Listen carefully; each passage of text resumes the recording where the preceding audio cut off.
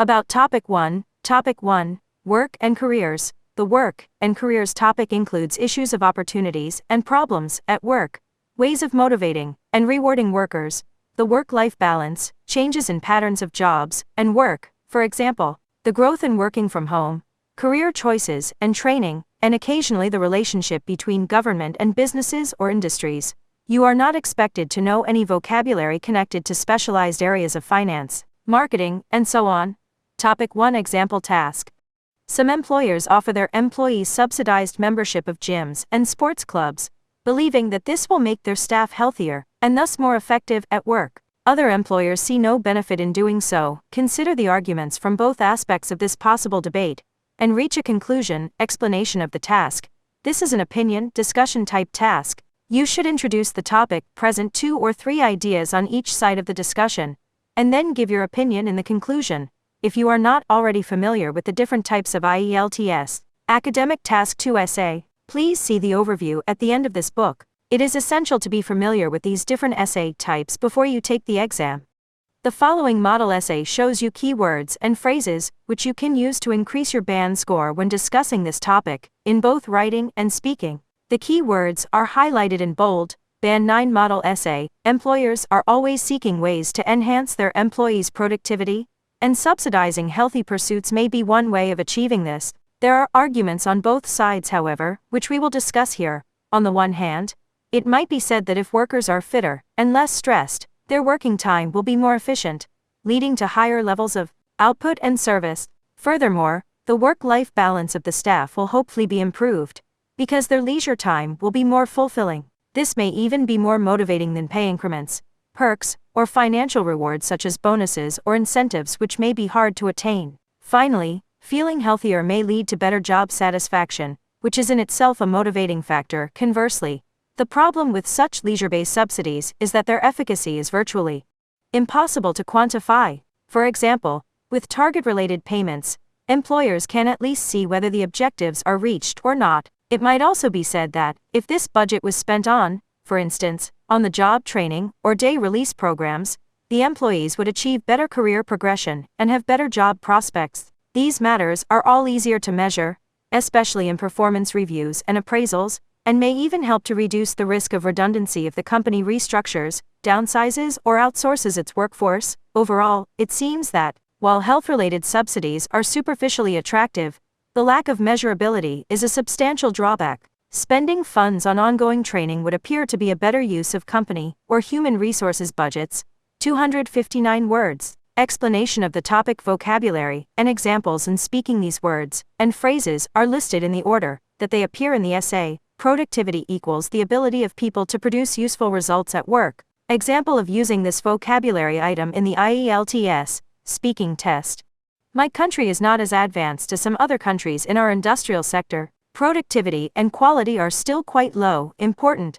Please remember that these extra example sentences are designed to show you ways of using this vocabulary in IELTS speaking, and so the examples may include contractions, don't, etc., and personal stories about the speaker and their family or friends. This is fine in the speaking test, but not in Task 2 writing, which should never have contractions or personal stories. These speaking examples also sometimes include less formal words, such as really or good. Again, these words are acceptable in speaking, but try to use more formal words in writing, such as substantially or positive. To subsidize equals to pay part of the cost of something, usually in order to help people. Example of using this vocabulary item in the IELTS speaking test.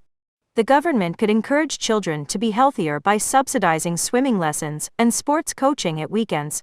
Output equals the amount of work or goods produced. In Europe, industrial output has decreased, maybe because of competition from producers in other continents. Work-life balance equals the ability to work hard, but also enjoy a good quality family and social life. People are working long hours these days, and so their work-life balance is affected, leading to stress. To motivate people equals to give them positive reasons for working hard. If employees are given regular feedback, they will probably be well motivated and committed. Pay increments equals pay rises increases. In my country, pay increments have been very low because of the financial crisis. Perks equals reward from an employer which are not financial, egg-free lunches, a car, etc.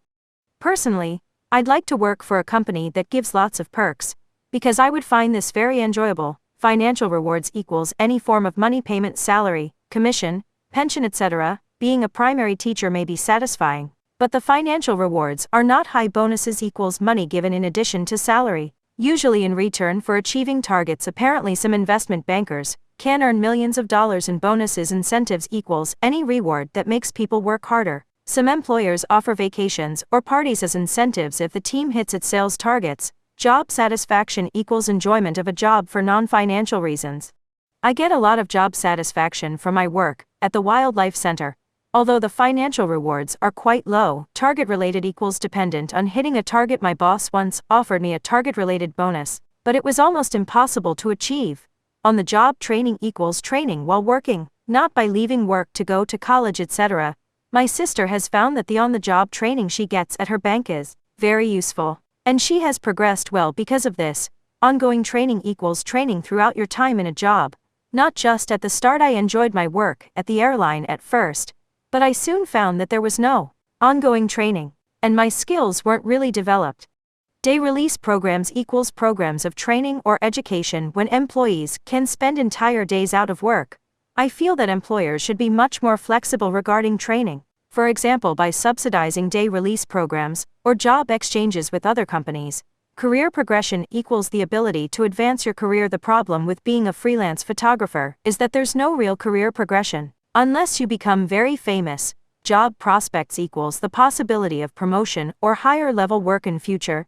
I remember an interview when the employer told me there were excellent job prospects in their firm for young people. In reality, this was not really true. To measure equals to assess the dimensions of something. Job satisfaction may be important, but can we really measure it? Superficial equals not addressing deep or important issues. I'm not a big fan of traditional music. I find the lyrics rather old-fashioned and superficial for modern listeners.